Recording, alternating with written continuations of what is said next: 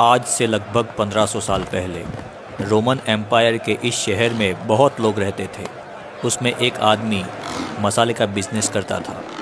उसकी एक प्यारी सी वाइफ थी और 8 साल का बच्चा था।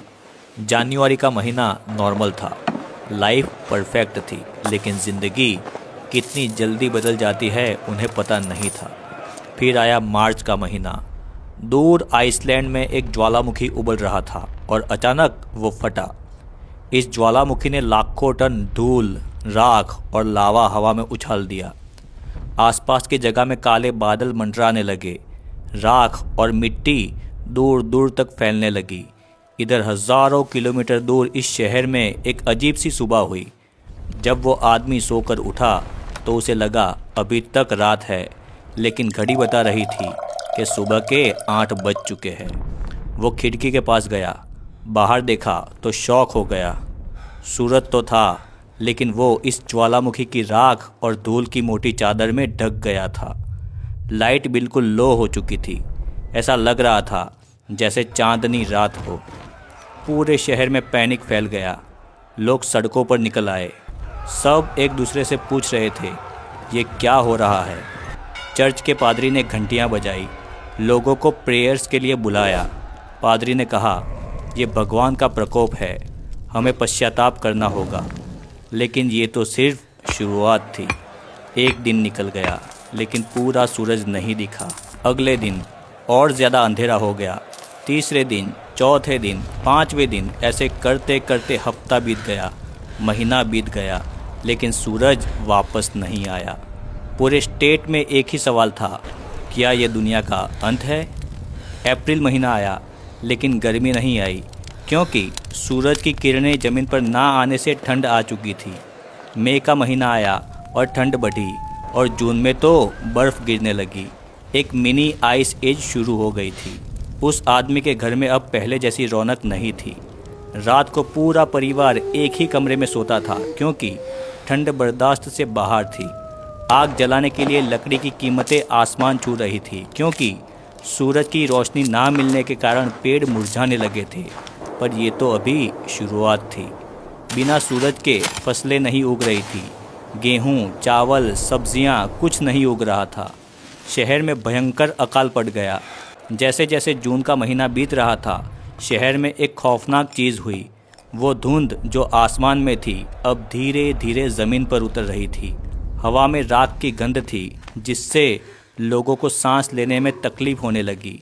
एक दिन जब वो आदमी अपने गोदाम में बचा हुआ अपना सामान लेने गया, तो अचानक बाहर से शोर सुनाई दिया।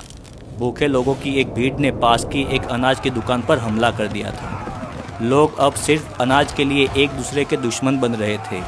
उस आदमी ने देखा कि उसके पड़ोसी, जो कभी साथ में त्योहार मनाते थे, अब एक मुट्ठी गेहूं के लिए आपस में लड़ रहे थे।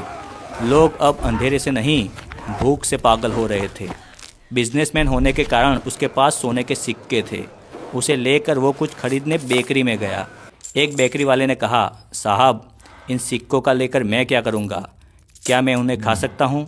मुझे अनाज दो, तभी मैं आपको रोटी दूंगा। उस दिन उसे समझ में आया कि कुदरत के आगे इंसान का बनाया हुआ सारा साम्राज्य, पैसा सब खिलौना है। उस परिवार के घर में अब सिर्फ थोड़ा सा अनाज बचा था। वो आदमी हर दिन अपने हिस्से की रोटी अपने बच्चे को दे देता था, लेकिन उसकी वाइफ देख रही थी कि उसका पति दिन ब दिन कमज़ोर होता जा रहा है।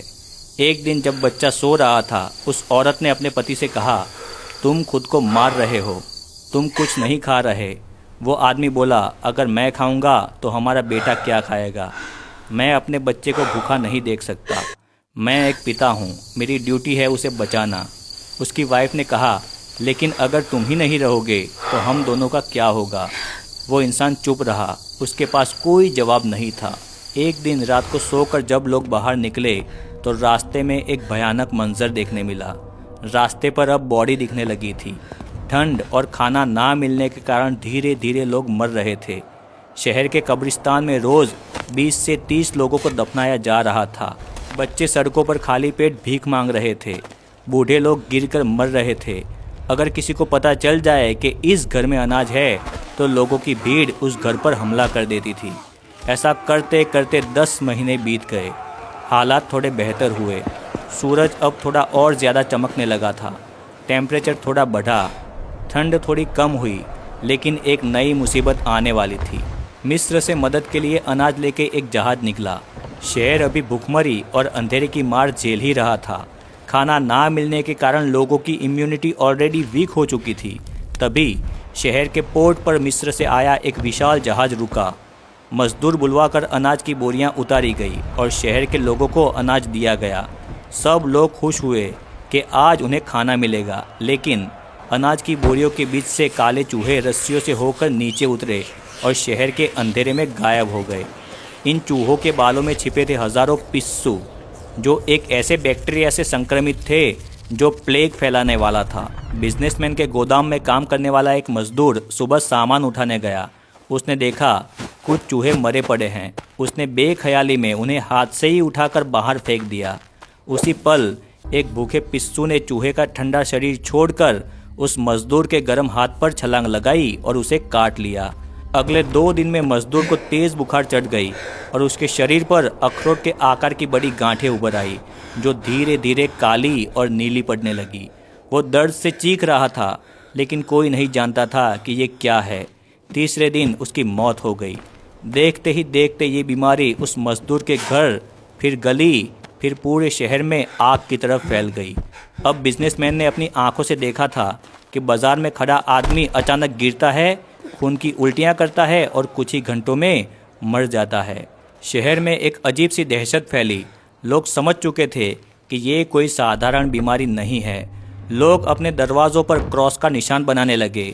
कुछ लोगों ने तो खुशबूदार जड़ी बूटियाँ जलाना शुरू कर दी, क्योंकि उन्हें लगता था कि ये बुरी हवा है जो फैल रही है। अगर किसी के घर में कोई इंसान बीमार पड़ता तो पड़ोसी उस घर को बाहर से किलों से बंद कर देते ताकि कोई बाहर ना आ सके। कब्रिस्तानों में जगह खत्म हो गई थी। एक दिन उस आदमी की पत्नी जब किचन में थी, उसने अचानक अपना गला पकड़ लिया। उसे लगा जैसे किसी ने सुई चुभई हो। रात होते होते उसको इतनी तेज़ बुखार आई कि वो अपने होश खो बैठी। आदमी ने देखा कि उसके कंधे के पास वही खौफनाक काला धब्बा उभर आया है। उसने तुरंत दौड़ लगाई और हकीम के घर गया, लेकिन हकीम का दरवाज़ा बंद था।